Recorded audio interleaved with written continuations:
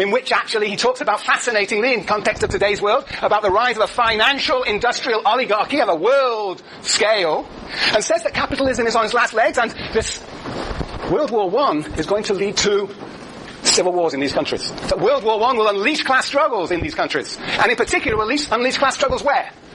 In what country? Germany.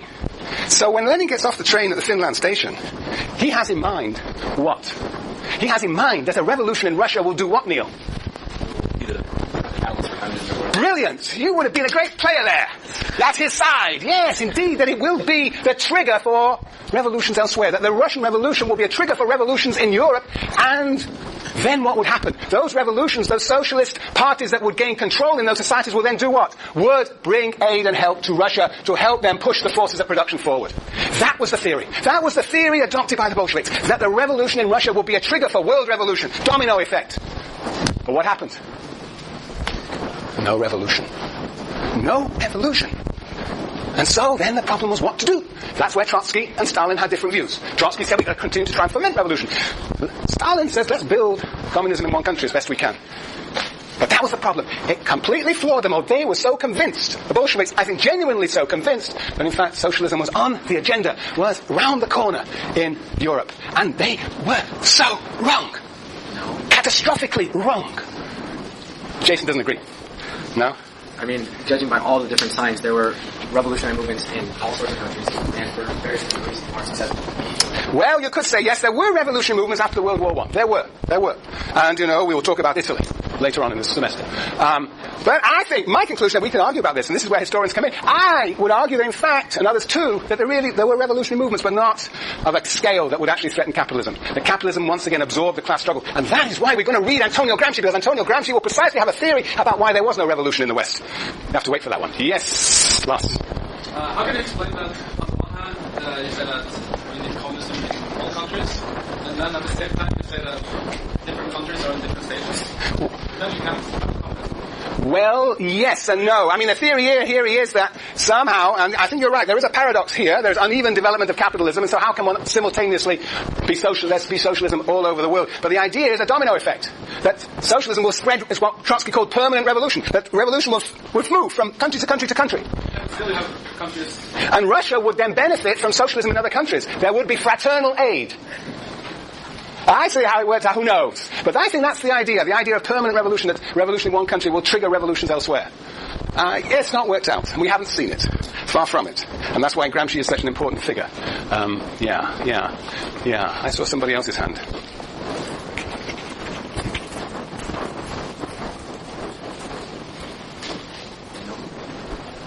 Neil. Do you think is your hand up, sir? No?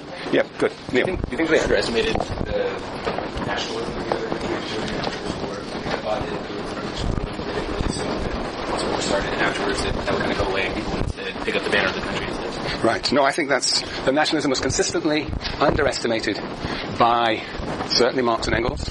Certainly the Marxists we talked about, Luxemburg. Now, Luxemburg wrote a wonderful piece during World War I when she was in prison called the Junior's Pamphlet. And it was a reflection on the outbreak of World War I and why it was that Social Democrats voted for war, the war credits. And she began to see the depth of nationalism and the commitment of working classes to a nationalist project. And we saw it at certain spots in this film too. And indeed, one could argue that the Soviet project itself, the Soviet Union, actually, to the extent that it was successful, was based on mobilizing a nationalist sentiment. The Soviet idea turned out to be a national idea. So I think nationalism is something that this tradition of social theory has indeed underestimated. Though, as I said last time, the Communist Manifesto seems to be framed already in a nationalist context. But, the party is going to take over state power in a particular nation. Yeah. And do you think their lack of participation or adequate participation in World War I kind of added to the isolation that felt after that? And that's why kind of Stalin figured that the only way to really have communism was to do it within his own state, because while not really contributing much to the war while all the rest of Western Europe and America was participating, maybe they wouldn't all decide to join together, seeing Russia as a non-participant. Well, Russia withdrew and surrendered, and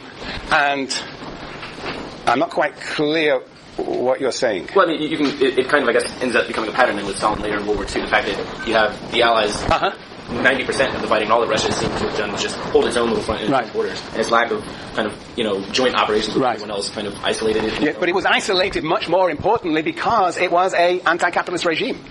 that brought the opposition of all countries, right? Even in the film, they talked about the British landing in Archangel, the Japanese in the east, that the country was surrounded and the countries were supporting the so-called counter-revolutionary forces. So in a sense, that isolation that did exist was in a sense, and part self-imposed, but also imposed by others. Because this was a challenge to the very idea that the only possible future is a capitalist future. Yeah. So isolation was imposed from outside as well as constituted from within. Yeah. Yes. Any thoughts over here? Gabe. The book by Trotsky is The History of the Russian Revolution. Thank you very much, Gabe. It is called The History of the Russian Revolution. It's very long. And it's well written, it's beautifully written, it's not Lenin, it's not Marx, it's not Engels. Beautifully written, right? It is. We're having a debate if it's the history or just the Russian Revolution. No, it is the history, you're right. It is beautiful. They're having a debate. Trying Like Trotsky, yes. The other book by Trotsky is called, in English, it's called Revolution Betrayed. And that is analysis, yes, you're absolutely right, it must have been 1940, because that book was written in 1936, which was an analysis of the fate. What had happened to the Russian Revolution? It was a wonderful analysis of precisely what had gone wrong in the Russian Revolution by Trotsky before he was assassinated. And trying to understand the class basis of the new regime. The new regime had a class character. A new class emerged in a sense, or he called it a caste, to dominate society. This was not the communism that everybody had dreamt of. And I think Trotsky's analysis there is probably still one of the best of the Russian Revolution and its aftermath. Yes. Sorry, just to clarify, Yes. that Lenin and Trotsky disagreed because Trotsky didn't think he could build communism in the country, but Lenin thought that once he started, everyone else would. So are they agreeing? Yeah. Sorry, who knows what came out of my mouth? But what I intended to say, here is Lenin, the leader, and then the succession struggle is largely between Stalin and Trotsky. This gentleman is communism in one country, or socialism in one country. In one country. And this gentleman is world revolution. Now the interesting question is, what's this gentleman? Right, which is what you were asking. And you're right, Lenin thought that, that the Russian Revolution could trigger a world revolution. He understood the world character. But on the other hand, Lenin, even before he died in 1924, found it impossible but not to try and build some new regime in post-Soviet Russia. In the Soviet Union, post-revolutionary Soviet Union. And he inaugurated what was called the New Economic Program, the new NEP, which was actually to build into the economy the importance of markets. Now we know that markets are the antithesis of socialism and communism, but he saw this as the only way Russia could survive. There is a sense in which Lenin was a realist and realized that you cannot have world revolution at this moment in history, and nor can you actually build socialism in one country. That you have to begin to actually use capitalist techniques to build up the forces of production. That is what was seen to be essential. Build the forces of production. Yes, Lars, you've got a funny look on your face. What? It's all screwed up. Are you disagreeing? No? Yes. Anyway, so Lenin's a bit more complicated than Stalin and Trotsky, who were engaged in a battle. Is that clearer? Any other questions? Yes, Claudette. Where do you fall? I fall dead. Where do I fall? In what? In understanding how a revolution can work or how communism can emerge. Well, that's an interesting question. I don't have an independent mind. I think that revolutions take different forms in different places. So a revolution in Russia will take one form. A revolution in this country will have to take a fundamentally different form. And I follow, if you're asking me, the ideas of Antonio Gramsci. And I think what Fanon's writings, as we'll come to at the end of the semester, are about colonial societies and post-colonial societies. They are a context different again. So I think revolution actually means different things in different historical periods and in different countries. Am I answering your question? Okay. Now rephrase your question then. Do you think that the transition to communism can work? Can work? Yes. Do you think that we can move to a communist society? How would that work? Oh, you're asking me the question I asked you?